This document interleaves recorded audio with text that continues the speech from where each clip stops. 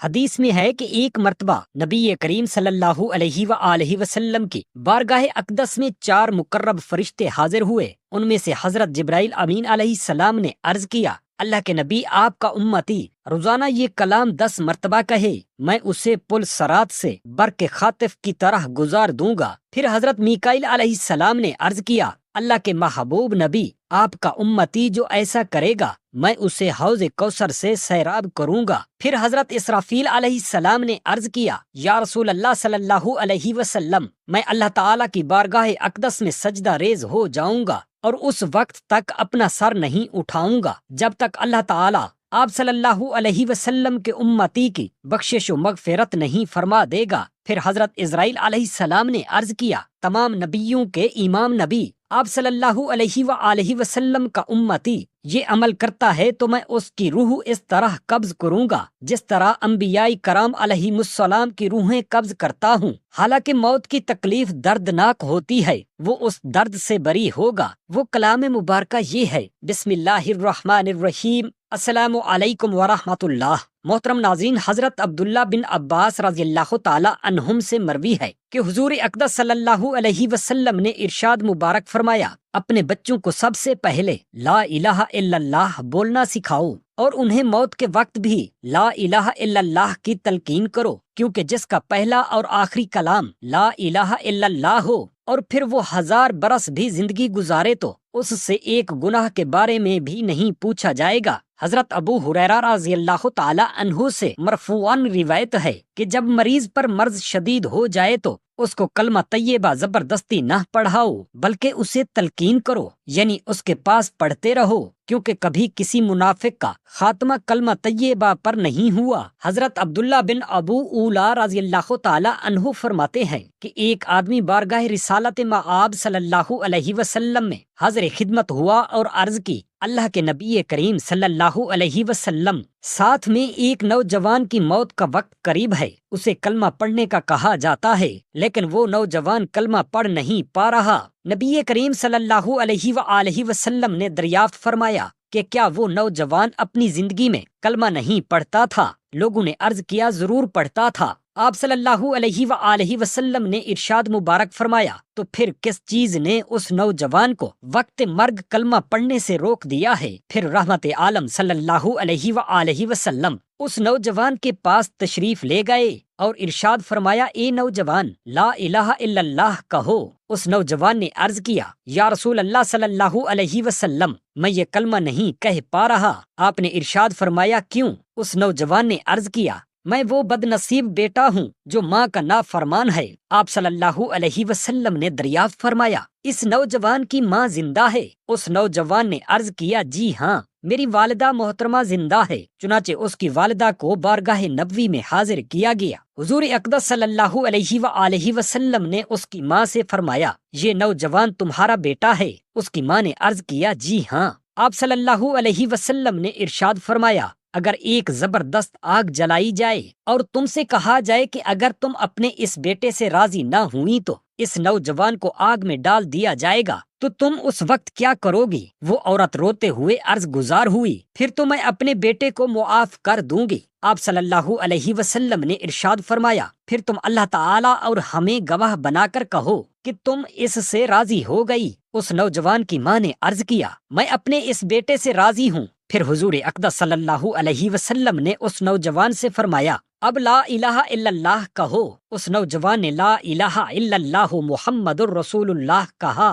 تو اللہ کے نبی کریم صلی اللہ علیہ وآلہ وسلم نے فرمایا، تمام تعریفیں اس اللہ تعالیٰ کے لیے ہیں جس نے میرے طفیل اسے جہنم سے بچا لیا۔ قرآن مجید میں ارشاد ہوا، ترجمہ، ایک آدمی کو وقت وفات کلمہ پڑھنے کی تلقین کی گئی تو اس نے کہا، میں نہیں پڑھ سکتا کیونکہ میری نشست و برخاست ایسے برے لوگوں کے ساتھ تھی جو مجھے حضرت سیدنا ابو بکر صدیق رضی اللہ تعالی عنہ اور حضرت عمر فاروق رضی اللہ تعالی عنہ کو برا بھلا کہنے کا کہتے تھے۔ حضرت سیدنا ابو ہریرہ رضی اللہ تعالی عنہ سے روایت ہے کہ حضور نبی کریم صلی اللہ علیہ وآلہ وسلم نے فرمایا، ملک الموت حضرت اسرائیل علیہ السلام نے قبض روح کے وقت ایک شخص کے اعضاء چیر کر دیکھے لیکن کوئی نیک عمل نہ پایا، پھر اس کا دل چیر کر دیکھا دیکھا تو اس میں بھی کوئی بھلائی نہ پائی، پھر جبڑے چیرے تو اس کی زبان کی نوک سے چھٹی ہوئی تھی، گویا وہ لا الہ الا اللہ کہہ رہا تھا۔ بس اس کلمہ توحید کی بدولت اس کی مغفرت و بخشش کر دی گئی۔ جب بندے کی موت کا وقت آتا ہے تو بائیں جانب والا فرشتہ دائیں جانب والے فرشتے سے کہتا ہے نرمی کر، دائیں جانب والا کہتا ہے نہیں کروں گا، ہو سکتا ہے یہ سختی دیکھ کر کلمہ طیبہ پڑھ لے تو میں اسے لکھ لوں۔ حضرت سیدنا ابو ہریرہ رضی اللہ تعالی عنہ اور حضرت سیدنا ابو سعید خدری رضی اللہ تعالی عنہ سے مرفوعاً روایت ہے کہ جس نے وقت وفات یہ کلمات کہہ لیے آگ اسے کبھی نہ جلائے گی۔ وہ دعا یہ ہے لا الہ الا اللہ واللہ اکبر ولا حول ولا قوت الا باللہ العلی العظیم۔ ترجمہ یعنی اللہ تعالیٰ کے سوا کوئی عبادت کے لائق نہیں، اللہ تعالیٰ سب سے بڑا ہے اور نیکی کی قوت اور گناہ سے بچنے کی طاقت بلند عظمت والے رب العالمین ہی کی طرف سے ہے۔ حضرت سیدنا سعد بن ابی وقاص رضی اللہ تعالی عنہ سے روایت ہے کہ حضور نبی اکرم صلی اللہ علیہ وآلہ وسلم نے ارشاد فرمایا کیا میں تمہیں اللہ تعالیٰ کا اسم اعظم نہ بتاؤں؟ حضرت یونس علیہ السلام کی یہ دعا لا الہ الا انت سبحانک انی کنت من الظالمین اسم اعظم ہے۔ جس شخص نے مرض وفات میں اسے 40 مرتبہ پڑھ لیا اور پھر اسی میں وفات پا گیا تو اسے شہید کا اجر دیا جائے گا، اور صحت یاب ہو گیا تو ایسا ہوا کہ گناہوں سے پاک صاف ہو چکا ہوگا۔ ام المؤمنین حضرت سیدہ عائشہ صدیقہ رضی اللہ تعالی عنہا سے مروی ہے، آپ فرماتی ہیں اپنی مجلس کو حضور اکرم صلی اللہ علیہ وسلم پر درود پڑھنے اور عمر بن خطاب کے ذکر کے ساتھ مزین کرو۔ روایت ہے کہ ایک عورت حضرت حسن بصری کے پاس آئی اور عرض کی کہ میری بیٹی فوت ہو گئی ہے اور میں اسے خواب میں دیکھنا چاہتی ہوں۔ حضرت حسن بصری نے اس سے فرمایا 4 رکعت نفل عشاء کی نماز کے بعد اس طرح پڑھ کہ ہر رکعت میں سورہ فاتحہ 1 مرتبہ اور سورہ کوثر، پھر نبی کریم صلی اللہ علیہ وسلم پر درود شریف کا نذرانہ پیش کر۔ اس عورت نے ایسا ہی کیا۔ خواب میں اس عورت نے اپنی لڑکی کو دیکھا کہ وہ عذاب میں مبتلا ہے، جسم پر گندھک کا لباس ہے، ہاتھ بندھے ہوئے ہیں اور پاؤں میں آگ کی زنجیر ہے۔ جب وہ عورت بیدار ہوئی تو صبح سارا خواب حضرت حسن بصری کو سنایا۔ آپ نے فرمایا صدقہ کر اور نبی کریم صلی اللہ علیہ وسلم پر درود کی کثرت کر۔ حضرت حسن اسی رات سوئے تو عالم خواب میں اپنے آپ کو جنت میں پایا۔ آپ نے دیکھا کہ ایک خوبصورت تخت پر ایک حسین و جمیل عورت سر پر نورانی تاج پہنے بیٹھی ہوئی ہے۔ وہ آپ سے کہنے لگی کیا آپ مجھے جانتے ہیں؟ آپ نے فرمایا نہیں۔ تو اس لڑکی نے کہا میں وہی لڑکی ہوں جس کی ماں کو آپ نے آج صدقہ اور درود کی کثرت کرنے کا حکم دیا تھا۔ آپ نے فرمایا تیری ماں نے تو تیری یہ خوش کن حالت مجھے نہیں بتائی تھی۔ اس خاتون نے کہا میری ماں کی بات سچی تھی۔ اس پر حضرت حسن بصری نے اس سے پوچھا پھر ایک ہی دن میں تیری یہ حالت کیسے ہو گئی؟ اس نے کہا ہم 70,000 نفس عذاب میں مبتلا تھے جیسا کہ میری ماں نے آپ کو بتایا تھا، مگر ایک نیک آدمی آج ہمارے پاس سے گزرا اور اس نے حضور اقدس صلی اللہ علیہ وسلم پر درود بھیجا اور اس کا ثواب ہمیں پہنچایا۔ اللہ تعالیٰ نے اس کے درود کو اس کی طرف سے قبول فرمایا اور ہم سب کو اس شخص کی برکت سے عذاب سے نجات عطا فرمائی، اور مجھے یہ مرتبہ ملا جو آپ دیکھ رہے ہیں۔ جس نے لا الہ الا اللہ کہا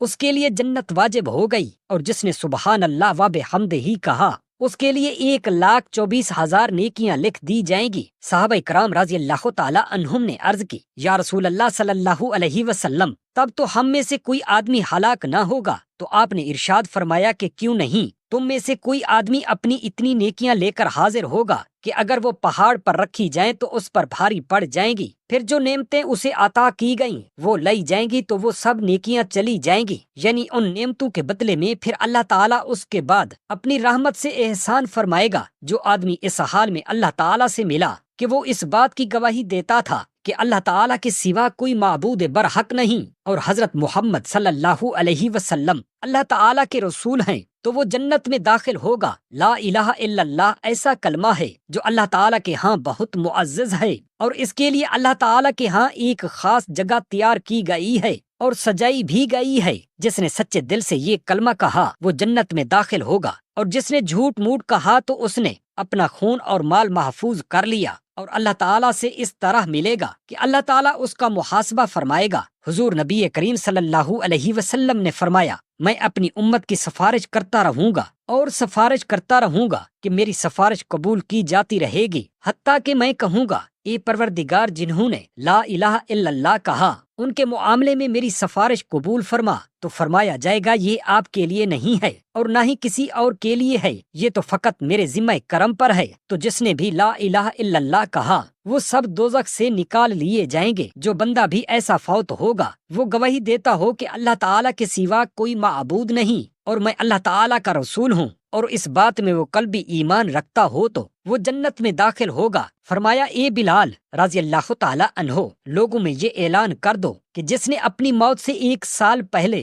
لا الہ الا اللہ کہا وہ جنت میں داخل ہوگا، یا 1 مہینہ پہلے کہا، یا 1 جمعۃ المبارک پہلے، یا 1 دن پہلے، یا 1 گھڑی پہلے کہا تو وہ جنت میں داخل ہوگا۔ حضرت بلال رضی اللہ تعالیٰ عنہ نے عرض کی کہ تب تو لوگ اس پر بھروسہ کر بیٹھیں گے، تو آپ نے ارشاد مبارک فرمایا کہ اگرچہ وہ اسی پر بھروسہ کر بیٹھیں، فرمایا اے سہیل بن بیضاء، جس نے اس بات کی گواہی دی کہ اللہ تعالیٰ کے سوا کوئی معبود نہیں، تو اللہ تعالیٰ اسے دوزخ پر حرام فرما دے گا اور اس کے لیے جنت واجب ہوگی۔ اپنے اس رب تعالیٰ کی طرف بلایا جائے گا کہ جسے تو اس وقت پکارتا ہے جب تجھے کوئی تکلیف پہنچتی ہے تو وہ اس تکلیف کو تجھ سے دور کر دیتا ہے، اور جسے تو اس وقت پکارتا ہے جب تو کسی بے آب و گیا زمین میں راہ گم کر بیٹھتا ہے اور وہ تیری اس پکار کا جواب دیتا ہے، اور جسے تو اس وقت پکارتا ہے جب تجھے قحط آ لیتا ہے تو وہ تیرے لیے پیداوار اگاتا ہے۔ مروی ہے کہ ایک نبی علیہ السلام نے ملک الموت علیہ السلام سے پوچھا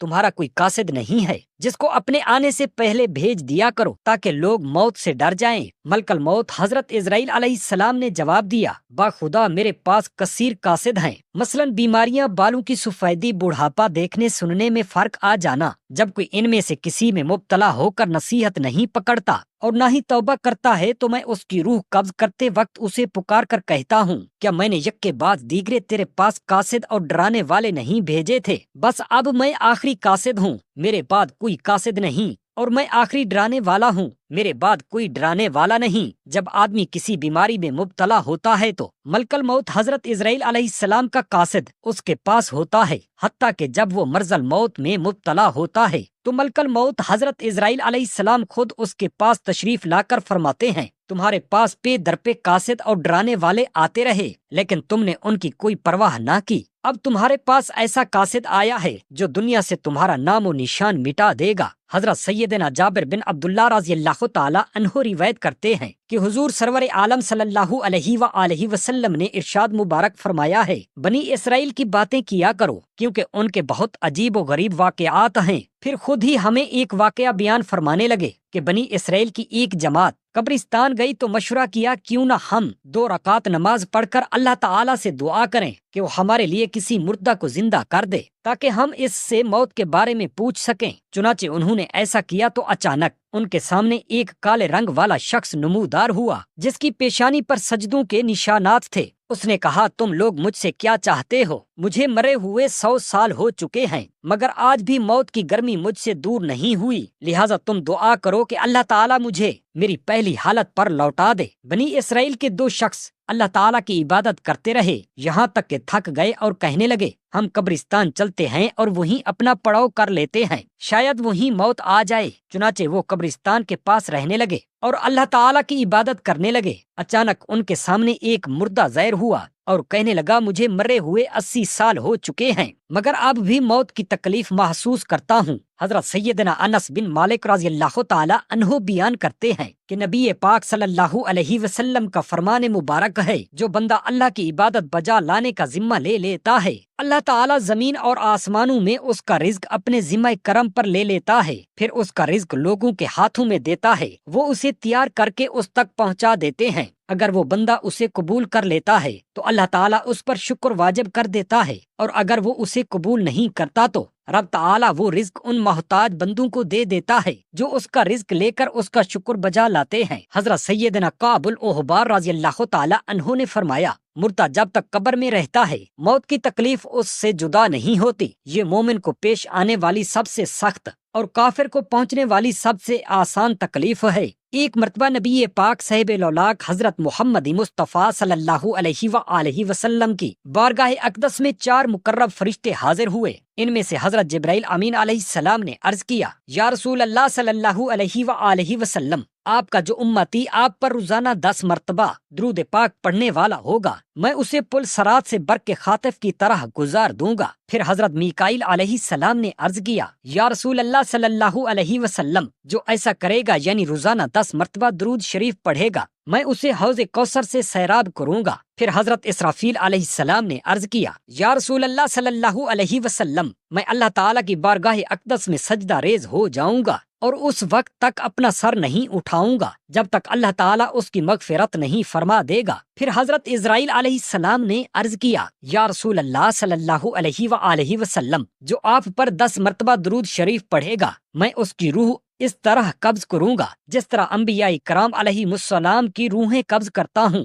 حالانکہ موت کی تکلیف بڑی دردناک ہے، وہ اس سے بری ہوگا۔ اللہ تعالیٰ نے جب حضرت آدم علیہ السلام کا جسم مبارک تیار کیا تو فرشتوں نے ایک نئی شکل و صورت دیکھ کر تعجب کا اظہار کیا اور آپ علیہ السلام کی خوبصورتی دیکھ کر بھی خوش ہوئے۔ شیطان لعین نے جو آپ کو دیکھا تو کہنے لگا بھلا یہ کیوں پیدا کیا گیا ہے؟ پھر فرشتوں سے کہنے لگا اگر خدا نے اسے ہم پر ترجیح دے دی تو تم کیا کرو گے؟ فرشتوں نے کہا ہم اپنے رب کا حکم مانیں گے۔ شیطان لعین نے اپنے جی میں کہا میں با خدا اگر خدا نے اسے مجھ پر ترجیح دے دی تو میں اللہ تعالیٰ کا حکم نہیں مانوں گا، توبہ نعوذ باللہ من ذالک، بلکہ اسے ہلاک کر دوں گا۔ پھر شیطان لعین نے حضرت آدم علیہ السلام کے جسم اقدس پر تھوک دیا جو آپ کے مقام ناف پر پڑا۔ خدا تعالیٰ نے حضرت جبرائیل امین علیہ السلام کو حکم دیا کہ جہاں تھوک پڑی تھی اس جگہ سے تھوک سمیت مٹی نکال دو۔ اللہ تعالیٰ نے اس مٹی سے کتا پیدا فرمایا۔ اللہ رب العالمین سے عاجزانہ دعا ہے ہم تمام مسلمان بہن بھائیوں کو